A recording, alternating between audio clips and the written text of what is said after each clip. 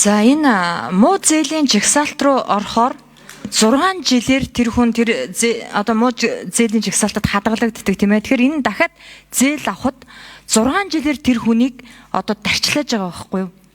Одоо яг иргэд аж ахуй нэгжүүд зээлээс зээлийн хооронд, татвараас татварын хооронд амьдарч байгаа нь бол үнэн.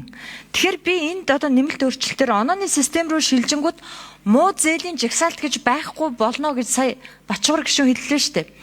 Тэгсэн хэрнээ яагаад 6 хүртэлх гэдэг чинь хэвээрээ байгаад байгаа. Энийг та нэг сайхан тайлбарлаад өгөөч. За Бачуур гишүүний микрофоныг нээ. За мөнгө эсгэлэн гишүүний асуултанд хариулъя. Энэ 6 гэдэг нь бол муу сайн зүйл биш, зөв мэдээлэл нь хадгалагдана гэж байгаа. Тэгэхээр хэрвээ таны хэлж байгаа 3 руу орчхоор сайн зээлгч мэдээлэл бас давхар устаа явчихъя. Нэг ёсны онооны системд орсноор харж агсалдагдсан зүйл огт байхгүй болно. 6 жилээр нөгөө нэг банкуд болон санхүүн байгууллагад хаалга барьдгаж тэр зүйл байхгүй болно. Цэвэр бодит гормоор явдаг динамик онооны системд ороод үүгээрээ дамжуулаад бусад банк санхүүн байгууллагатай ч гэсэн шууд одоо үйлчлэг авахд нээлттэй болчихъя. Гол нь оноо наа. Тэгэхээр юутай холбоотой вэ гэхээр сайн зээлгч байж болно. 6 жил сайн мэдээлэл хадгалж болно.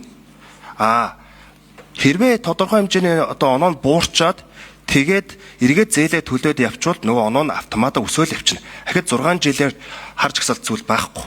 Харин тийм динамик амьд гормын системд орох гэж байгаа юм. Цаашлаад хэлэхэд бол энэ системд орсноороо бол илүү одоо санхүүгийн сахилбатаа иргэдэг дэмжин, илүү урамшуулдаг системд орон барьцаа өрнгийн шаардлага нь буурна. Яг л тухайн хүний оноо нь өөрөө санхүүгийн бит бус хөрөнгө болчихно. Тухайн хүний баталгаа болчихно.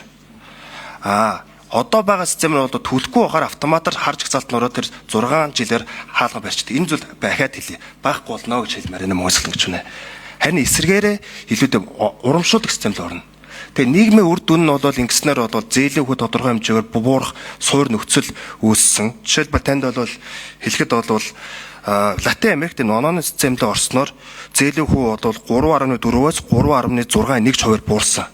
Энийг Монголд хөрвүүлвэл яг л одоо 2-4 хувиар буурах болцоо бас байгаа юм байна.